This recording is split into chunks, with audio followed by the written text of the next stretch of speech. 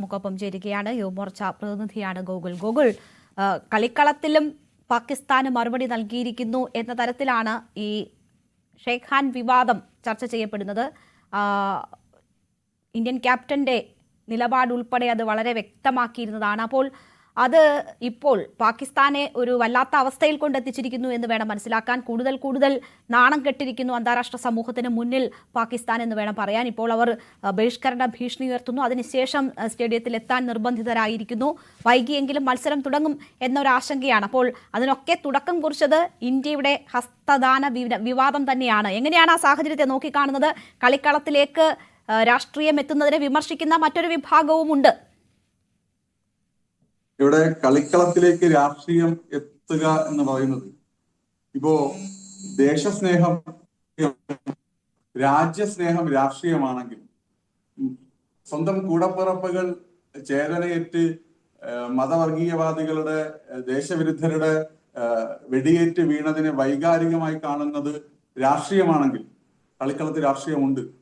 ആ രാഷ്ട്രീയത്തോടൊപ്പമാണ് ഈ രാജ്യത്തിലെ മഹാഭൂരിപക്ഷം വരുന്ന ജനതയും എന്ന് പറയേണ്ടി വരും. ഇവിടെ ഇന്ത്യൻ ടീം ഈ ഏഷ്യ കപ്പുമായി ബന്ധപ്പെട്ട് പാകിസ്ഥാന്റെ നമ്മൾ സാധാരണ ഒരു കീഴ്വഴക്കാണല്ലോ.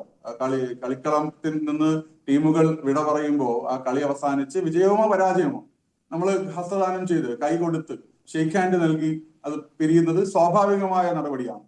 പക്ഷേ ഈ സ്വാഭാവികമായ നടപടികളെ പാകിസ്ഥാൻ എന്ന് പറയുന്ന രാജ്യം അർഹിക്കുന്നുണ്ടോ എന്നുള്ളത് നമ്മൾ ചർച്ച ചെയ്യേണ്ടതല്ലേ? ഇപ്പൊ കളിക്കളത്തിൽ സൂര്യകുമാർ യാദവിന്റെ നേതൃത്വത്തിലുള്ള ഇന്ത്യൻ ക്രിക്കറ്റ് ടീം രാഷ്ട്രീയം കളിച്ചു എന്നൊക്കെ പറയുന്ന വിമർശനം ബാലിശമാണ്.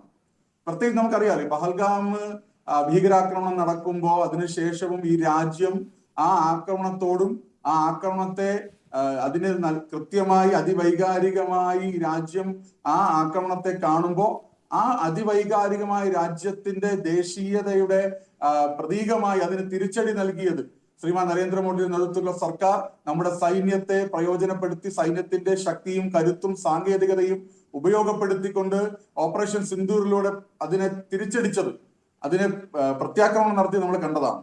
അപ്പോ അതിനുശേഷം എന്താ സംഭവിച്ചത്?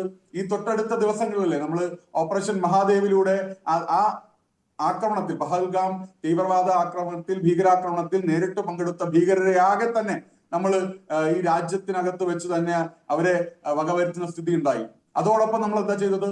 ഇവിടെ പാകിസ്ഥാനെ അന്താരാഷ്ട്ര സമൂഹത്തിൽ മറ്റു രാജ്യങ്ങൾക്കിടയിൽ ഒറ്റപ്പെടുത്തുക എന്ന് പറയുന്നത് ഇന്ത്യയുടെ രാഷ്ട്രീയ തീരുമാനമാണ്. ഇന്ത്യൻ സർക്കാരിന്റെ, കേന്ദ്ര സർക്കാരിന്റെ രാഷ്ട്രീയ തീരുമാനമാണ്.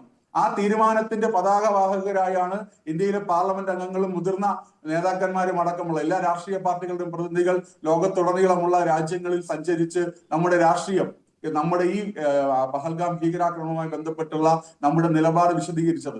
അപ്പൊ നമ്മുടെ കായിക മേഖലയും നമ്മുടെ ക്രിക്കറ്റ് ടീമും നമ്മുടെ ഈ രാജ്യത്തെ 140 കോടി മനുഷ്യർക്കുള്ളത് പോലെ ജീവിക്കാൻ അവകാശമുള്ള 26 പേരെ കൊന്നു തള്ളിയ ഒരു രാജ്യത്തിന്റെ അതിന്റെ രാഷ്ട്രീയത്തോടുള്ള വിയോജിപ്പാണ്, അവരുടെ നിലപാടാണ് ഇവിടെ സൂര്യകുമാർ യാദവിന് ആ ടീമിനും ഇന്ത്യൻ ടീമും അവിടെ കാണിച്ചിട്ടുള്ളത് എന്നുള്ളതാണ് നമ്മൾ പൊതുവെ കാണുന്നത്. അതിനെ കളിക്കളത്തിൽ രാഷ്ട്രീയം കൊണ്ട് നമ്മൾ വിഷയമാണ്.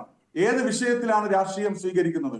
ഞാൻ നേരത്തെ സൂചിപ്പിച്ചതുപോലെ ദേശീയതയോട്, ദേശഭക്തിയോട് ഉള്ള ഐക്യദാർഢ്യപ്പെടലാണ്, രാജ്യസ്നേഹത്തോടുള്ള ഐക്യദാർഢ്യപ്പെടലാണ് ഇന്ത്യൻ ടീം നടത്തിയിട്ടുള്ളത്. ശരി.